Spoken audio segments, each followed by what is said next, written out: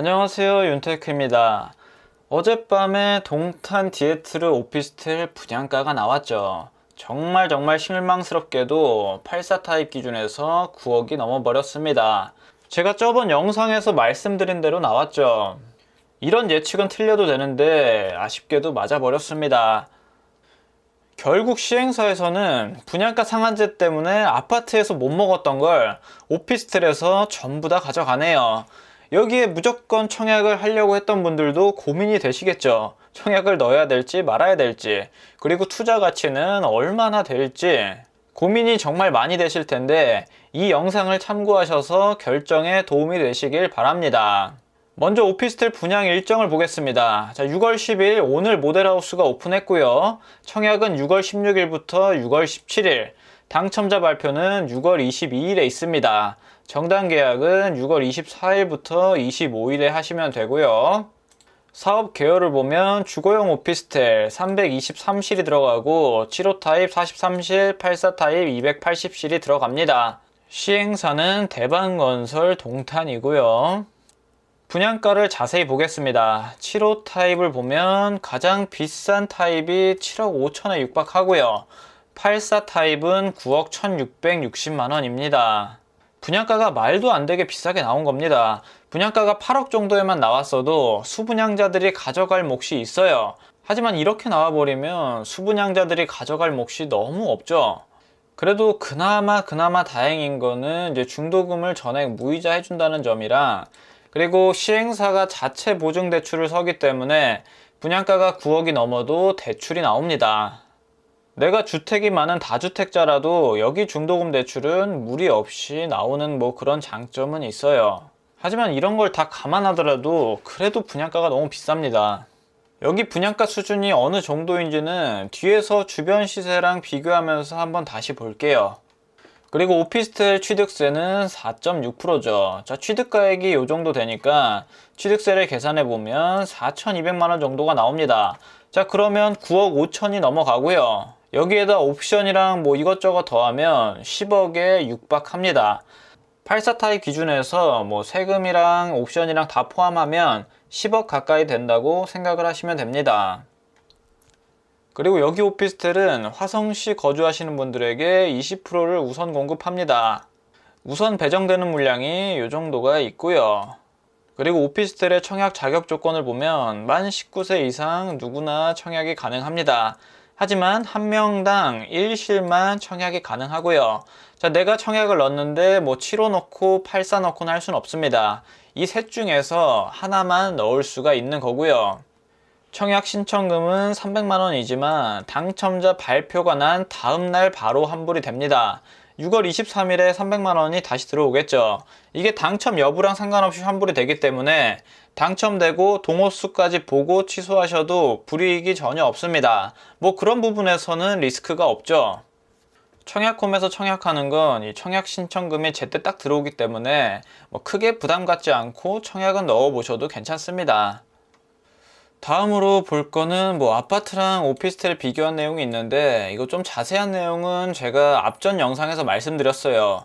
오른쪽 위에 링크를 참고하셔서 자세히 보시고, 분양가가 비싸게 나온 대신에 아무래도 오피스텔은 아파트보다는 규제에서 자유롭습니다. 그래서 오피스텔 투자하시는 분들은 이미 주택이 있는 분들한테는 그래도 메리트가 있으실 거예요. 근데 무주택자 분들한테는 분양가가 비싸게 나와서 애매해졌죠. 다음으로 이 평면도에 대한 내용도 그 앞전 영상에서 보시면 됩니다. 자, 여기서는 그냥 한번 보세요. 자, 75A 타입이 이렇게 생겼고 84A 타입도 이렇게 생겼고 84B 타입은 이렇게 나와 있습니다. 자, 그리고 제가 정리해드린 내용을 보여드리면 사업 개요 이렇게 나와 있죠. 25년 2월에 입주 예정이고 청약 자격은 화성시 20%, 전국 거주자 80%, 청약일은 16일부터 17일, 당첨자 발표는 6월 22일, 청약하는 곳은 청약홈, 청약 신청금은 300만원, 환불은 당첨자 발표일 바로 다음날 하고요. 최고 분양가는 7억 6천에서 9억 초반까지 나왔죠. 분양가가 좀 심하게 나왔는데 결국 주택 있는 다주택자분들이 가져갈 겁니다. 여기에 가장 큰 메리트라고 볼 수 있는 건 주택이 있어도 중도금 대출이 가능하다는 거랑 25년 2월 입주죠. 이때까지 계약금 10%만 가지고 90%의 레버리지를 활용해서 끌고 갈 수가 있는 거죠. 참고로 오피스텔 분양권 상태는 세금에서도 주택수로 들어가지 않습니다. 그래서 여기는 진짜 주택 있으신 분들한테는 그래도 그나마 괜찮은 투자처가 될 수 있어요. 하지만 무주택자분들은 여기보다는 이 주변에 있는 아파트 사는 게 훨씬 더 나을 수도 있습니다. 분양가가 비싸게 나와서 아쉽긴 하지만 어쨌든 저도 청약은 해볼 겁니다. 그리고 전매를 보면 등기 후에 전매가 가능하기 때문에 단타는 불가능하고요. 계약금 10%, 중도금 60%, 잔금 30%, 이 중도금은 전부 다 무이자로 되고 시행사 자체 보증 대출이기 때문에 다주택자도 대출이 가능합니다. 기존의 허그 보증을 받고 있든 없든 간에 시행사 보증 대출이기 때문에 상관이 없어요.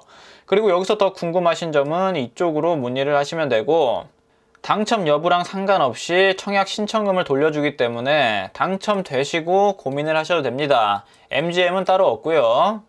다음으로 주변에 있는 오피스텔 시세를 보겠습니다. 자, 여기랑 가장 비슷한 입지라고 볼 수 있는 곳이 동탄역 롯데캐슬이죠.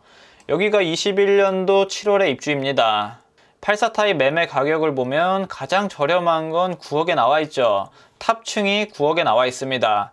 이게 프리미엄 4억 5천 정도 되고, 또 비싼 거는 프리미엄 6억에 나와 있네요. 26층이고요. 여기 매매가가 디에트르 오피스텔이랑 비슷하죠. 하지만 자세히 보면 롯데캐슬 오피스텔은 방 2개에 화장실 하나입니다. 하지만 디에트르 오피스텔은 방 3개에 화장실 2개죠. 아무래도 평면도만 보더라도 디에트르 오피스텔이 훨씬 더 낫긴 합니다. 연식은 4년 정도 차이가 나고, 아무래도 둘이 같은 값이라면 대방 디에트르 오피스텔이 좀 더 낫긴 하죠. 평면도 부분에서도 더 괜찮고 조금 더 신식이란 부분에서도 괜찮고, 크게 안전마진이 깔려있진 않지만 투자 가치가 아예 없다고도 볼 순 없습니다. 어쨌든 이 롯데캐슬보다는 투자 가치가 좀 더 보이고요. 하지만 주택이 없으신 분들이라면 자, 아파트 가격도 한번 볼게요. 저 아래에 있는 동탄역 반도 유보라, 여기 5차를 보겠습니다. 오피스텔 84타입은 아파트 전용 5구랑 비슷하죠. 여기 가격을 보시면 9억 중반부터 9억 후반까지 나와 있습니다. 내가 무주택자라면 저기 오피스텔보다는 여기가 낫겠죠. 취등록세도 여기가 더 훨씬 저렴하고 아무래도 오피스텔보다는 아파트가 낫습니다. 같은 9억대라면 연식 차이가 있더라도 반도 유보로가 훨씬 낫죠. 하지만 이미 주택을 하나 갖고 계신 분들은 여기를 사고 싶어도 이제 취득세 중과가 되고 양도세 중과가 되기 때문에 살 수가 없습니다. 그런 걸 감안했을 때는 오피스텔이 낫고, 무주택자분들이 들어가시기에는 아파트가 훨씬 더 낫습니다. 그리고 다시 오피스텔로 보면 여기 일단 지금 투자하시려면 이 프리미엄이 다 있으셔야 돼요. 그리고 여기 계약금 한 10% 정도 되면 현금으로 5억 정도가 있으셔야 됩니다. 하지만 그에 비해서 대방 디에트르는 10%만 있으면 되니까 1억 미만으로 있어도 되겠죠. 아무래도 초기 투자금 차이가 상당하죠. 그래서 오피스텔만 놓고 보면 그렇게 나쁜 투자는 아닙니다. 근데 여기 프리미엄 4억 5천이라고 할지라도 그 양도세 55%를 내고 나면 뭐 딱 2억 정도만 가져가시겠네요. 지금 양도세가 많이 나와서 여기도 매물 자체는 그렇게 많지는 않습니다.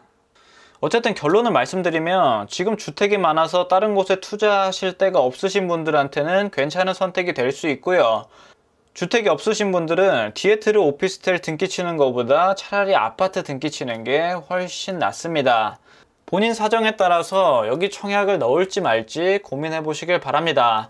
자, 오늘 내용은 여기까지 하도록 하겠습니다. 감사합니다.